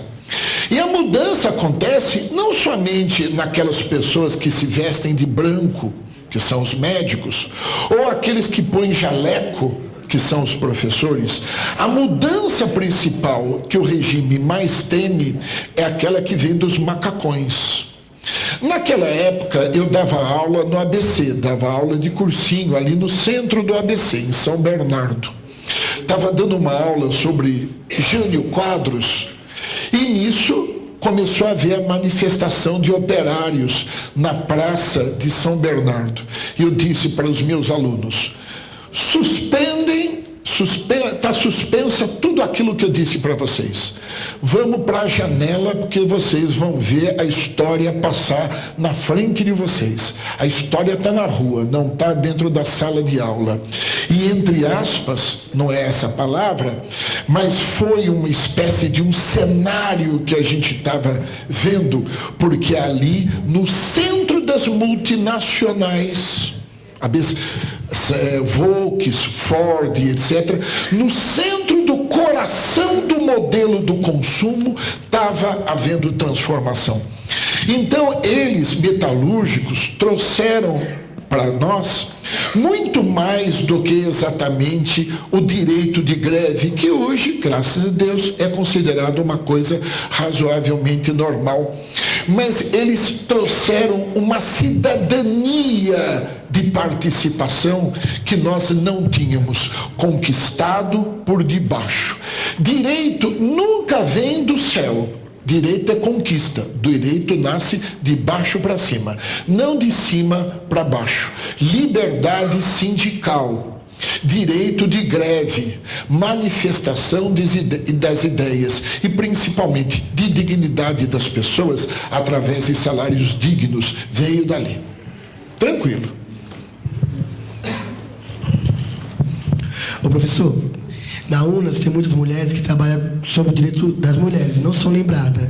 Na ditadura, teve alguma mulher que foi lembrada? Que marcou a história? Muitas, muitas. Eu vou citar uma das mulheres que criou o movimento feminista pela anistia, chamada Terezinha Zerbini. Uma pessoa dotada de uma gana, tá? A mãe desse rapaz aqui, que quando viu o que tinha acontecido com o Vlado, com o seu marido, a Clarice, aquela do samba do João Bosco, choram Marias e Clarices na noite do Brasil. Clarices é a Clarice Herzog. Choram Marias porque era mulher de um operário chamado Manuel Fiel Filho, que são pessoas valorosas que na hora, entre aspas, puxaram, e na hora que a mulher puxa a espada, meu chapa, ali elas não estão de brincadeira, porque elas puxam a sua gana. E eu até perguntei para a mãe dele, você não teve medo? E ela falou, nenhuma. Naquele instante eu não tive medo nenhum. Nenhum. Botava a mão em mim ou não botava a mão em mim? Em protesto por aquilo que estava acontecendo. Então a repercussão foi imensa. Só que, atenção, é isso que eu quero falar para você. Muito mais do que a Terezinha e a Clarice, existem inúmeras Terezinhas e Clarices que a gente não sabe. E essas Terezinhas e Clarices são aquelas que fazem a história. Essas são as mais valorosas, porque são essas que dão o fervilhar que a gente só vai ver a fumacinha através dessas grandes personagens. Mas, desculpem, isso aqui não é de demagogia, não. O fervilhar vai vir de vocês, não vai vir de mim. Vai vir de vocês. Porque é vocês que estão no olho do furacão.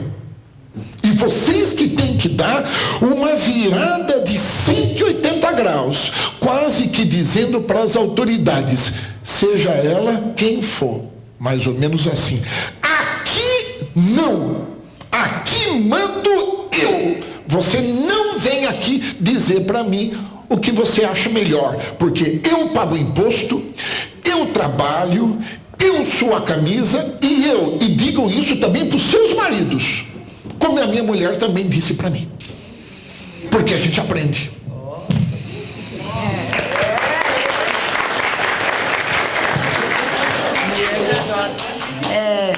Primeiro, eu acho assim, que é provocante aqui de lembrar que as mulheres têm que fazer história e escrever a história, né? Tá provocando isso. Eu queria, você falou, depois de todo esse momento que você colocou da questão da pós-ditadura, você falou também que houve vitória e temos afirmação de processo político. Eu queria entender esse processo político, em que olhar, e também depois você colocou a questão de, hoje nós estamos numa política de acenar a paz, e não a lógica de guerra, porque para muitos, quando íamos para a rua, podia entender como bardeneiro, mas quem participou da história, entendeu que mudou a história, entendeu que sair de casa significou muito e foi uma postura clara. Então, e hoje a gente pensa, será que ainda tem que ser assim? Embora você confirme que tem que olhar, sair para a rua, né? Então, mas eu queria entender como é esse processo, porque a política é outra. A política da qual a gente acreditava numa construção do Partido dos Trabalhadores e votava no Partido dos Trabalhadores porque era Partido dos Trabalhadores, partido que estava na rua naquele momento, estava junto. Como é a conjuntura hoje? Porque eu não sei se é nisso que você quis dizer, nessa afirmação do processo político. Bom, eu acho o seguinte, existem conquistas institucionais que, por mais que estejam obstruídas, eu não vejo outras saídas. Quer dizer, os nossos parlamentos estão obstruídos, mas é conquista. Os partidos políticos têm os seus coronéis, infelizmente, mas eles se realizam como conquista. Então nós não estamos mais num tempo em que a gente deveria rasgar com tudo isso e pôr no lixo aquilo que não é. Pelo contrário, eu vejo tanto o Congresso Nacional como as instituições gerais, os sindicatos, os clubes diversos, como momentos de espaço político para que a gente possa entrar, se organizar e ali ter o debate para a devida conquista. Assim também que você disse, não somente no Partido dos Trabalhadores, que foi talvez o único partido que nasceu de baixo para cima, mas creio, inclusive pela própria trajetória, que também ele está obstruído. Mas isso não quer dizer que eu vá jogá-lo no lixo, pelo amor de Deus, porque o drama não é exatamente de fulano, ciclano ou partido.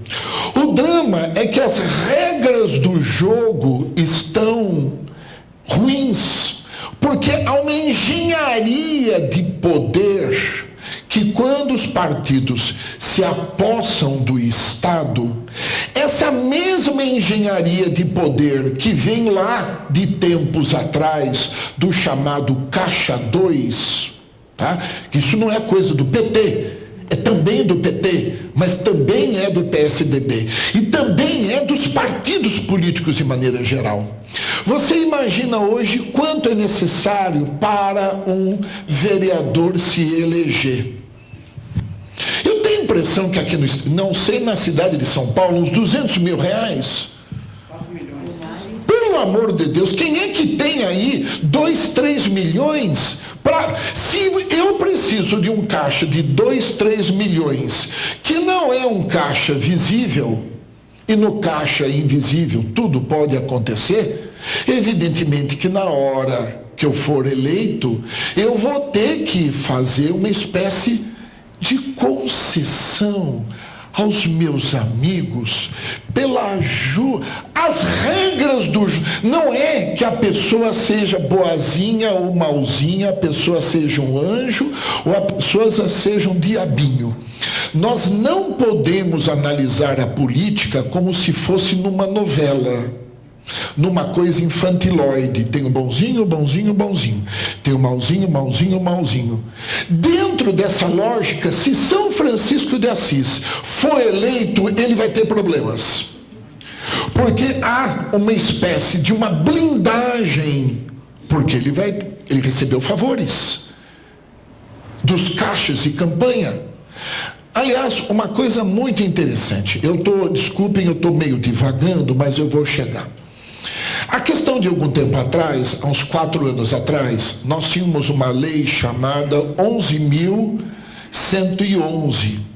Era uma lei federal que foi assinada pelo Fernando Henrique Cardoso e depois pelo próprio Lula, que proibia informações da ditadura militar. Os arquivos, Até, eu diria para você, até recentemente, os arquivos militares não estavam abertos, se é que hoje ainda alguma coisa está aberta. Tá? Mas, evidentemente, com o acesso aí à transparência pública ficou mais fácil. Mas veja que coisa mais esquisita. O Fernando Henrique Cardoso assinou essa proibição aos arquivos e depois o Lula assinou essa proibição. Você pode falar, mas espera aí, que coisa mais esquisita? Que coisa mais esquisita?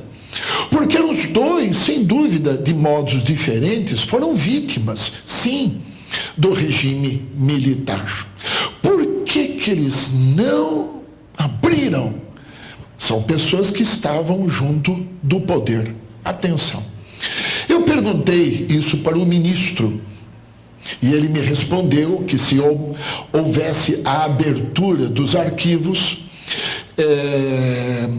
particularidades dos prisioneiros seriam reveladas, imagine, sob tortura. Particularidades dos prisioneiros seriam reveladas, que seria uma coisa de invasão da privacidade. Fiz o que ele me respondeu. Eu respondi a ele que juridicamente isso não tem sentido, porque qualquer tipo de informação que você retire sobre a ótica da tortura não vale absolutamente nada. Porque você fala o que até, na hora da tortura, até o que você não sabe, porque você se perde. Eu levanto uma questão nisso que eu não sei se eu tenho razão. Viu, Ivo? Também não sei se eu tenho razão. Mas eu respondi para ele o seguinte: quem são os grandes conglomerados hoje que financiam os partidos políticos? Ou seja, será que boa parte desses grandes conglomerados não foram os mesmos que financiaram a ditadura militar? Quem disse isso não fui eu. Quem disse isso foi o Geisel, num livro, que ele disse: ou vocês esqueceram que quem financiou a ditadura militar foram banqueiros, foram industriais, foram pessoas dos órgãos empresariais de São Paulo? Vocês esqueceram disso? Será que são tão diferentes hoje em dia? Deu para compreender a lógica? Deu para compreender? Eu acho que essa lei tem que mostrar transparência. Nesse sentido, eu acho que nós estamos num momento positivo. Professor, eu no alto da minha juventude, eu fiz jornalismo, né? E eu fui indignado com o professor, que me acompanhou dos 8 semestres, ele me acompanhou 5. E eu detestava aquele professor, porque ele dizia assim: olha, o jovem da década de 70,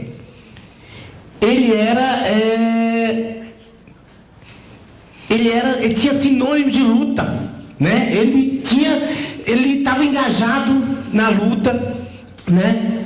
Para melhoria, para acabar com a ditadura. E o jovem atual, ele não tem uma ideologia, ele não pensa publicamente, ele pensa em si. E aí falava, e para mim aquilo me parece que estava pisando em mim. E aí eu começava a pensar: meu Deus, mas como é que é isso? Não é isso, não é bem assim. Eu discordava, mas não sabia como debater com ele, porque eu percebia, os análises da história provavam isso de certa forma. E aí eu queria que você colocasse assim: qual a diferença do jovem da década de 70, dessa plena ditadura, para o jovem de hoje? E qual o conselho que você deixa para esses jovens que estão aqui, que a gente vem, agora, por exemplo, nós vamos ter agora um fórum, né, um seminário para os jovens, e que a gente está vindo junto, a gente está acreditando muito nisso. Eu quero que você deixe um conselho também para eles. Primeiro, quero dizer para vocês que eu não sou nada saudosista. Tá? E eu vou discordar um pouco de você.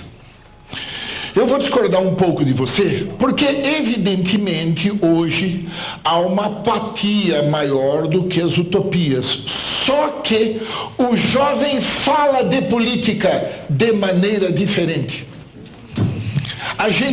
porque a maneira que nós falávamos de política era uma maneira muito racional. Então vou aqui fazer uma imitação.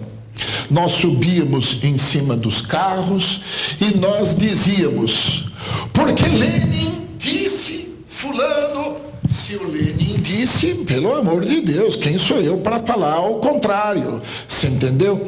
Esse discurso racional, linear, bonitinho, acabou, graças a Deus. O jovem fala pelo corpo. Quando ele está no Dance Street, ele está falando de política. Quando ele está com o seu grafite, ele está falando de política. Quando eu encontro num boteco do Rio de Janeiro ou do Samba da Vela de São Paulo, ele está afirmando a sua política.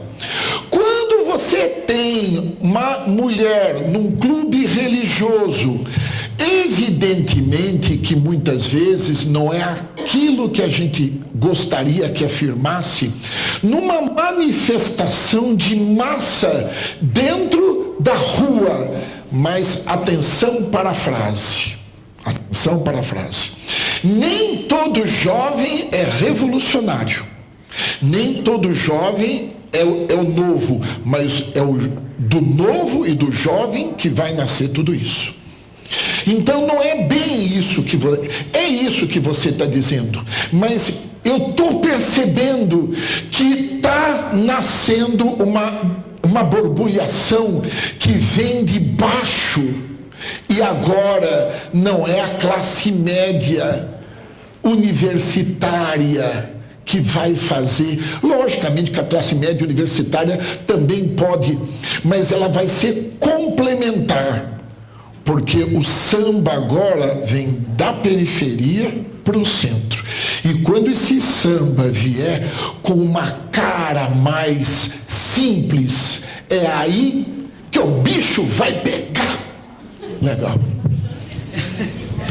Professor, agora sou eu. Eu fiquei ouvindo aqui tanta coisa, e eu não sei se já foi falado aqui, mas a proposta aqui da nossa comunidade é trazer educação como eixo norteador de todas as ações. Quando a gente está falando de todas as ações, nós estamos falando de luta pelos direitos, por justiça social.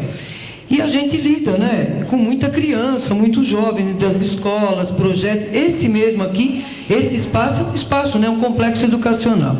Então a questão é a seguinte: o que o senhor pode colocar, como é que o senhor vê a educação hoje, mas não aquela educação lá de 30, 40 anos atrás, né, que eu também sou fruto daquela educação, claro, como legal. Somos todos nós mais velhos. Mas a gente pensa aqui numa educação libertária, numa educação que pense o corpo, que não veja só o jovem ou a criança do pescoço para cima. Então não é só a questão conceitual. Como é um dilema nosso, uma questão sempre presente. Como é que a educação acontece hoje no Brasil? A que ponto ela favorece esse fervilhar, a que ponto ela não contribui, e como é que a gente pode pensar isso? E vamos pensar a educação de periferia, desculpa. Tá. Para as crianças, eu acho que além daqueles conteúdos que a gente tem que passar, mas aquilo que vai dar a liga para as crianças e para os jovens, mas eu estou pensando assim, nas crianças de 8 a 9 anos de idade, chama-se ludicidade. Nós temos que trabalhar com aquilo que é mágico, com aquilo que é, vamos assim dizer, antigamente se chamava um pouco do sagrado, no sentido mais amplo da palavra. É o sonho realizado através de uma teatralização. Eu tenho a impressão que quando a gente conta mitos para a criança, nós estamos trabalhando com a vertente mais interessante da educação. Porque o que é o mito? O mito é o seguinte: a minha colega sonha A, você sonha B, e você sonha C, e você sonha D. Nós sonhamos de maneira diferente. O mito é a condensação disso tudo. Então, quando eu conto um mito para criança, seja Chapeuzinho Vermelho, ou seja um conto indígena, eu estou trabalhando com o inconsciente desta criança. E o inconsciente, ele é uma biblioteca que aqui cabe muito mais do que um chip da internet. Porque eu vou trabalhar com os arquétipos que estão no inconsciente das crianças. Para os jovens, e lá eu vejo o meu colega que perguntou para mim na última vez, é muita música mesmo. É aí que você vai entrar. Porque é da ludicidade que você vai ficar, porque hoje nós temos que trabalhar o nosso molejo, e o nosso molejo é exatamente a pérola principal da cultura negra. Aonde está o molejo dos negros? Esteve num primeiro instante no candomblé, esteve num segundo instante na capoeira, esteve num segundo, um terceiro instante no carnaval e na música popular brasileira, e hoje está essa capacidade que a gente tem de resistência, exatamente no molejo. O dia que o futebol brasileiro perder a sua alegria, na hora que você vê, estou pensando numa pessoa, Ronaldinho Gaúcho, jogar assim, o futebol não anda. Na hora que o futebol brasileiro e a cultura brasileira jogar assim, é uma outra coisa. Nós não podemos copiar estilos. Então, ludicidade é exatamente a goma que vai unir tudo. E eu sou nisto aí um aprendiz, porque eu fui alfabetizado de maneira diferente. Não tem nenhuma pergunta aí? Ah, tem aqui atrás.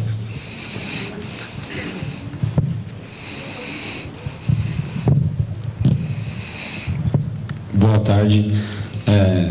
Eu vi, o senhor falou sobre essa nova revolução que vem dos jovens, que é através do grafite, da música. Eu queria que o senhor conseguisse explicar para a gente, assim, porque às vezes também é tão difícil, mesmo a gente fazendo esse tipo de cultura, as pessoas conseguirem assimilar, né, o grafite, ou a dança, ou que seja qualquer arte que se torne a revolução, né, futura nossa. Queria saber qual é o método mais fácil, porque as pessoas mais velhas já passaram por tudo isso e às vezes mesmo assim encontram dificuldades em entender na música, no grafite, em qualquer outro tipo de expressão, uma revolução. A revolução, ela se dá quando temos o inesperado, quando nós temos o surpreendente, quando a gente chega em frente do mural e você diz: nossa! Quando se tem aquilo que a gente representa, uma imagem que representa um desafio. Portanto, toda arte, ela é provocadora e subversiva em si mesma.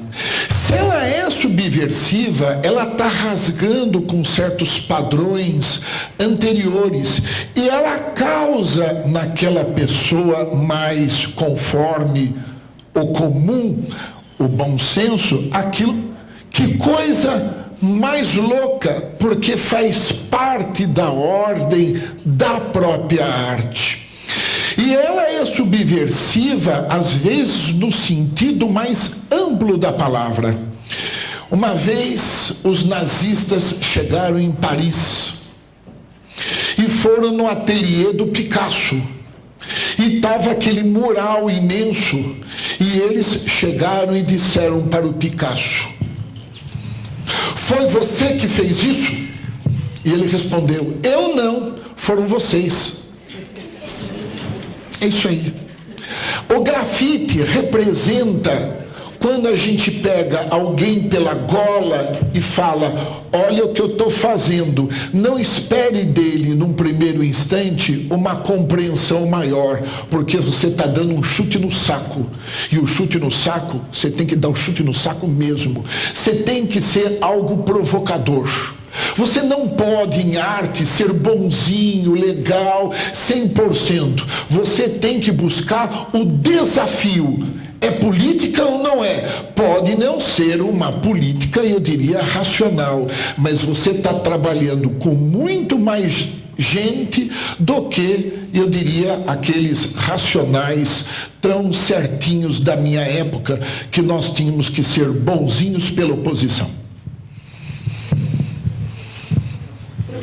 Na pergunta? Nem sei se cabe aqui, mas o senhor colocou há uns momentos atrás, lá no início da sua fala, a questão da importância da imagem. Eu estou ouvindo agora, né, a questão da música, enfim. Me voltou a questão da sociedade do espetáculo. O senhor pode falar um pouquinho sobre isso hoje? Hoje, todas as nossas intermediações, elas passam pela imagem. Tá? A imagem, ela é fundamentalmente um simulacro, ela não é, ela parece ser. Quando esse nobre rapaz que está aqui, está usando uma camisa listada com emblema, ele está me mandando uma mensagem.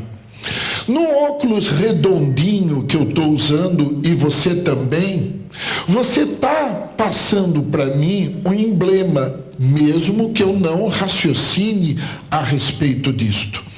A sociedade da imagem é uma sociedade em que as pessoas, antes da relação direta, elas vão passar por uma imagem que é consumo, por uma imagem que é mercadoria.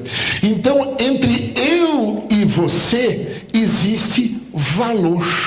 O que, convenhamos, andar descalço não tem valor. Abraçar pai e mãe, fundamental, não tem valor.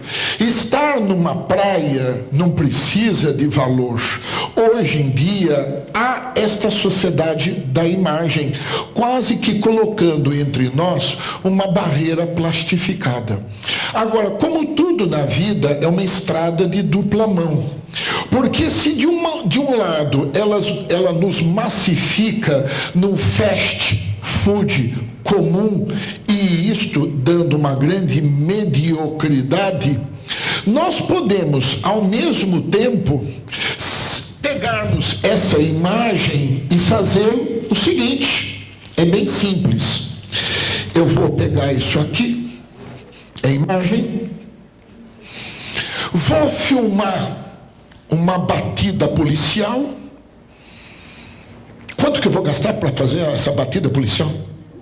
Filma uma batida policial, mando para a internet. Putz, você saltou uma série de barreiras de autoridades e você pôs no mundo das redes uma relação muito mais democrática do que tinha antigamente, quando nós precisávamos pedir autorização para os coronéis, sejam de prefeituras e etc., para poder mandar mensagens.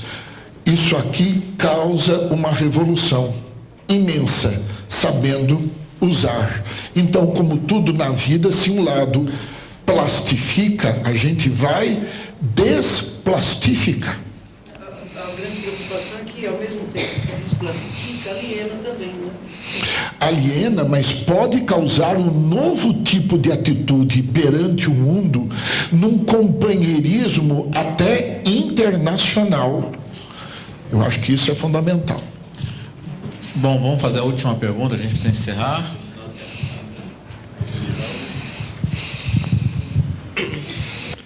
Bom, professor, você tinha feito uma pergunta aqui, que às vezes a gente até se pergunta aqui, os educadores aqui, né? Como construir um mundo melhor, né?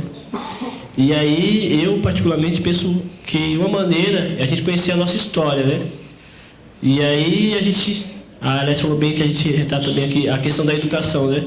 Mas essa educação formal das escolas, infelizmente, não retrata isso pra gente, né? Como que o jovem vai lutar por um mundo melhor se não conhece a própria história, né?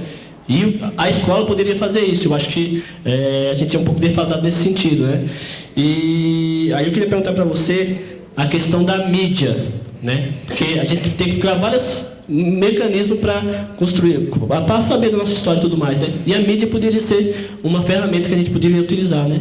E infelizmente a gente sabe que a mídia está na mão de 11 famílias ou 12 famílias aí e tal, e aí não retém essa informação e passa a informação que é interessante para eles. E essa informação que é interessante para eles, às vezes não é interessante para a população, né? Então eu queria saber de você qual que é a importância da mídia para a gente construir uma sociedade melhor. A mídia, se nós podemos estar aqui no maior encontro do mundo, tá? Só tem pessoas aqui fantásticas, mas ela só vai ter uma ressonância maior se a mídia estiver presente. Não dá para escapar do mundo da imagem se hoje você não estiver pensando estrategicamente, estando ao seu lado em mídia. O que cabe realmente a gente levantar é qual o tipo de mídia que nós queremos construir. Muitas vezes é fundamental a gente retirar os nossos alunos de sala de aula, mesmo porque, tanto para você como para mim, sendo aluno ou sendo professor, enche o saco aquela rotina. Quando você fica emparedado por 4 paredes, dissociado do mundo da rua. Por que não aproveitar as oportunidades, muitas vezes, culturais? Ou passar um teatrinho, tá? Hoje, por exemplo, um amigo nosso disse para que eu vá assistir um filme chamado Cara ou Coroa. Ou você pode pegar um DVD para mostrar para os seus jovens como se constrói discursos diferentes. O Mundo Segundo Milton Santos, que ele mostra o mundo como que é, e ele mostra uma maneira midiática de você fazer um novo tipo de cultura, principalmente de periferia, que já está acontecendo. Lá na Cinelândia não, mas ali nos bairros de Brasília, já existem cineastas que utilizam isso aqui e levam para a comunidade também. Então eu tenho a impressão que a gente precisa fazer esse diálogo. Ludicidade. Segundo, escola e rua.